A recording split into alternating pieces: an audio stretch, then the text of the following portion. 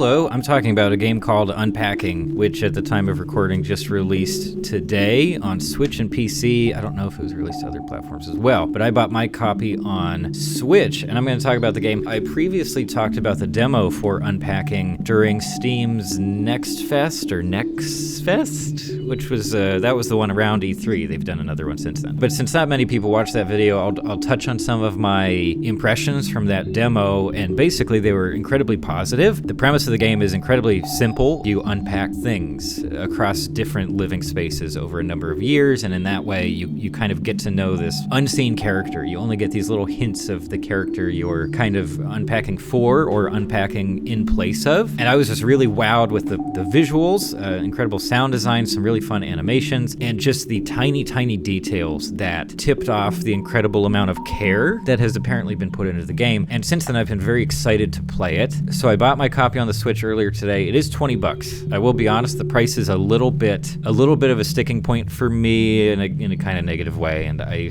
don't know, sometimes people get mad at me when I try to make arguments about price. I'm glad I don't score games. That would cause even more problems. It probably is worth $20 at the end of the day. I would have gladly bought it on sale, I can say that, but I don't think it's really overshooting. I don't have a total gameplay time for you because I think that it could vary a fair amount. I'm also not going to, for one thing, I'm not going to show any footage that I captured because it was bad footage. It sounds silly, but I don't want to spoil anything. I'm just going to use trailer footage and other random footage because I want you, if you're interested in this game, I do honestly think it's worth experiencing for yourself and like discovering those little details for yourself. I just think that makes it so much more enjoyable. So I won't be giving away too much here, but I can still say quite a bit about it, and basically everything is positive. I mean, honestly, I've played a lot of games recently, new stuff, demos, Game Pass stuff, and even Metroid Dread. And none of those other games have been this much fun to me. Already, it's probably obvious, but this is not a game for everyone. This is not a game for someone who doesn't like the more laid-back experiences. If you like more challenge, more difficult puzzly elements, go somewhere else. Check out any other game out there, basically. But if you're into inhabiting virtual spaces, and if you're into creative storytelling that you haven't really seen before, Unpacking is fantastic. Unpacking is, I haven't done this before because I don't talk about games that often, but honestly, Unpacking is probably my game of the year. I don't think it's worth anything, but I'll make up a little graphic in case you want to use that in your promotional materials. Unpacking team comes from Witchbeam. I'm not familiar with this developer. I don't know how big the development team is at all. It was published by Humble Bundle, which has a pretty good track record of publishing very small indie games. Sound and animation. Yeah, the technical details here. Wonderful. You get different ambient sounds for different rooms around each living space because after the first level, if we want to call it that, you get multiple rooms you can switch between very easily. UI is lovely. I never had a problem understanding what I could hit and how I could get to another room or change something that I needed to change. All very intuitive. They don't even have a text tutorial. You just go and it works, and that is a fantastic level of communication in a game, and I also think that it speaks to the very simple premise. But wonderful animations, mostly just for the boxes, I guess, and some of the buttons and UI elements have some really fun animations, accompanied by great sort of chiptune-y sounds. Some of the soundtrack is chiptune in addition to real-world instruments, a lot of guitar stuff in here, and guitars show up in some of the game levels as well as a ukulele. But specific objects will have their own sound effects when it makes sense. Some of the stuffed animals, when you put them down, it sounds like a soft little stuffed animal, a little crunching sound or something like that. It's very small and quiet, but it makes perfect sense. The ukulele will make a couple different little strumming,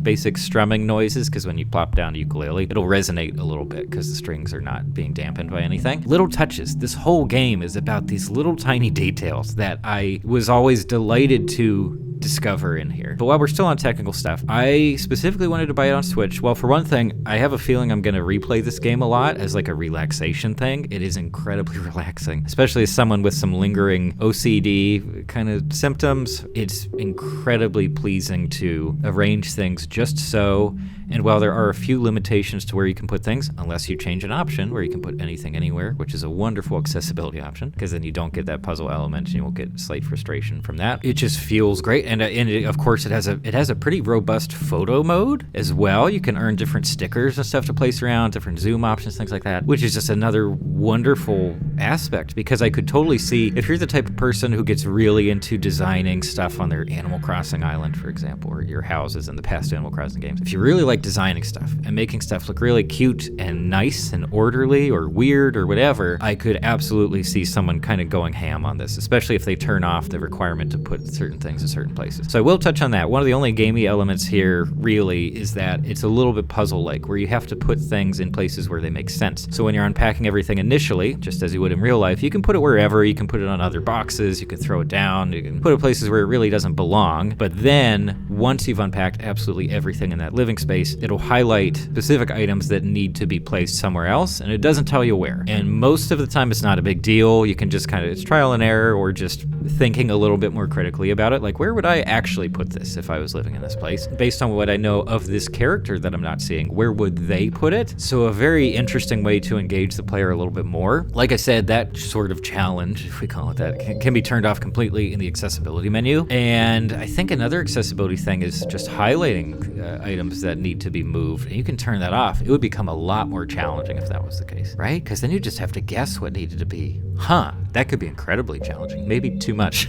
And so far, there has only been one item where I had an incredible amount of difficulty figuring out where it needed to go, and it was literally a solid 5 minutes of just going through every room in the space. I don't know, man, like, you'll know it when you get to it, believe me, but I didn't know quite what it was or where it was meant to go. That got slightly frustrating, but no, it's not a frustrating game. It's not a challenging game. There's a little bit of friction. That's basically it. Through that gameplay, it really does mimic the unpacking experience and kind of the packing experience in a way too. And again, it's back to the little details. You're forced to make these little tiny, very relatable decisions. And it doesn't even have to be when you're unpacking. Maybe you just have a bunch of stuff around and you're just like, where do I put this? How often do I need to use it? How important is it to me? And your placement of certain things reflects the importance of different items, or like maybe something was a gift, so you want to leave it out prominently in case that person visits. You want to be like, oh no, yeah, no, I love it. Oh, it's great. Or, some of the boxes in here contain stuff for incorrect rooms, so you'll have a kitchen box full of kitchen stuff, but then, oh, here's a toothbrush, here's some bathroom stuff, so you need to take that to another room. It's very easy to transport items to different rooms. And by the way, one of the other reasons I wanted it on the Switch is because the game specifically supports touch controls, which I think a lot more Switch games should. A lot of them don't, where it feels like they could have, but here they went the extra mile, and the touch controls are pretty darn good. At first, I thought they were basically perfect. Everything just felt completely natural. You have kind of your Apple-based zoom and zoom out gestures, right? Certain gesture controls that we're all used to by now through smartphones and tablets and other devices like that. And you get a rotation option for items that can be rotated right next to the items. You can leave it floating or something, or put it down and rotate it before placing it somewhere else. If you leave an item floating, you can use your finger to scroll to another room. There's also a map kind of selection screen for larger living spaces. But if you place something down and then try to move to another room, it won't come with you. So sometimes it's a little awkward, where you have to kind of use two different fingers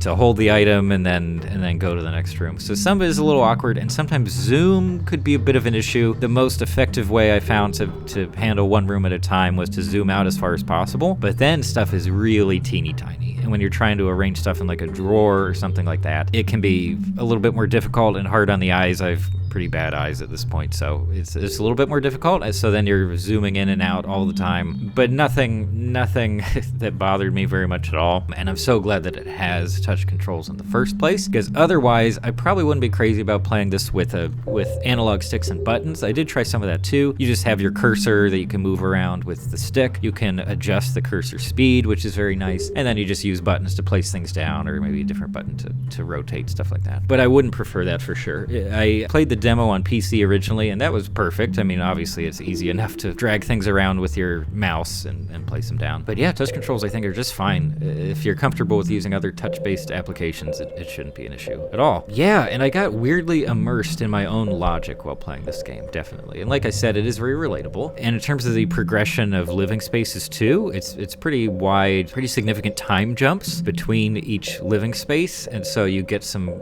sort of obvious upgrades, right? Like, oh, this is a much nicer place than the first apartment. Oh, this was like a university kind of dorm space or college apartment. It's not that great, doesn't have that much room. Oh, someone else is already living in this one. So I kind of have to work around the items they already have, and man, are they going to be mad at me when I just start mixing in all my kitchen stuff with theirs. It can be kind of funny in that way too. You'll get little pictures that maybe give you clues to the characters, but they're very pixelated. As someone who's moved around a decent bit in their adult life, and even right now I live in an incredibly small living space, like very, very small, just over 200 square feet, all right? So like I understand having to Tetris your living space and trying to find a place for everything that really matters to you and thinking, what can I get rid of? And in fact, there were some funny moments during the game, at least the parts that I played so far, where I was just like, can I sell this? Like, I don't want this. Maybe the character wants this thing. I don't care about it. I wish I could just give it away or something like that. A weird, interesting headspace. So, and it is a mix of your own opinions, your own ideas about how to approach something, how to organize things, and how the character clearly prefers things. Because not only are the items determined by this character, but that correct and incorrect placement we talked about earlier is a factor as well. And that's basically that character's only input is like, no, sorry, you can't put that there. You can't put stuff just in the middle of the floor in front of a doorway or something like that. It doesn't make any sense. Or again, it tips you off to what's important to the character. Certain things do have to be kind of more prominent. Also, certain items that have been around through the whole thing, you'll know what one of them is from the cover art of the game. Certain items are very important to this character, clearly, and they make the transition to all these different living spaces, which is interesting in itself and relatable, of course. But also some of those items degrade over time, and you see like imperfections in those items, and you're like, oh yeah, I totally get that. And it's also a little bit emotional in a weird way, in the same way that it's emotional to go through a photo album. And in fact, that's the framing device of the game, is that you're going through the different pages of this person's photo album, and that photo album is also one of the items that you place in each of these living spaces. Ooh, cohesive, conceptual. It's such a solid idea. Man, I really like it, if you couldn't tell that already. What else? Yeah, I mean, it's inherently an intimate experience, especially when you're like trying to put away this character's like clothing and stuff and their personal effects and toiletries and things like that. And one of the tips I have for you out there, if you're thinking of playing this game, always leave room for the underwear. You always need more room. They are like folded up incredibly nicely, but you're gonna need room, all right? So don't just throw them up there. Don't try to hang them in the closet. Don't put them in an inaccessible place. Find a good spot for them. Leave plenty of room. Do that, okay? I don't know that there's too much else I can say. Like I said, I'm not getting into story stuff, quote unquote. I think that's best experienced on your own. Specific items, it's something you can just kind of discover as you play the game. I would be tempted to maybe say that the game is a little short for the price. I did mention the price thing already. But again, I do think that I'm going to be replaying it whenever I just want to. And this is something I talked about in a different video game discussion recently, is that I'm not always playing games to be challenged. I'm not always playing games to really make myself think and to test my reflexes and hand-eye coordination stuff. That's just one thing that I enjoy from games sometimes. And I like variety, and I like different vibes and different games. One thing I love very consistently in games is just enjoying the virtual spaces created for the game. These are spaces that you get to inhabit as the player. They're very different from spaces that I inhabit in my real life. And if I get to inhabit a really interesting, relaxing atmosphere and cool spaces, I love it, and I'm going to want to be there. It's an Animal Crossing thing. It's a Stardew thing to a certain extent. Even some more action-y games, just neat environments where I want to be. I will probably go for those. I will probably be more likely to pick up those games as opposed to something set in hell or a science lab or a planet that's like very hostile. It's not really my thing. And so for that reason, I do think there's replayability here for the right person. And if that's you, the price is much more justifiable. And I should probably stop there because wow, this is a longer video at this point. But I'm so excited. Probably game of the year from me, if that means anything to anybody. It's just what you see is what you get. It does what it says on the box, so to speak. And That's all. I thank you so much for joining me for this little review. I guess closer to impressions than review, because I haven't completely finished the game yet. But I don't think my opinion will change very much at all by the time I do finish the game. If anything, I'll be more engaged by the story, and hopefully it'll have a really nice ending. Makes me feel great. I wish it had some kind of endless mode at the end. I don't know. I doubt it, because you'd need a million items that look all different. But that would be just like a warehouse. Give me a warehouse or a garage. Ooh, maybe there will be a garage. Okay, I'm gonna stop and probably go play some more. Well, I gotta edit this, but after that, thanks for stopping by.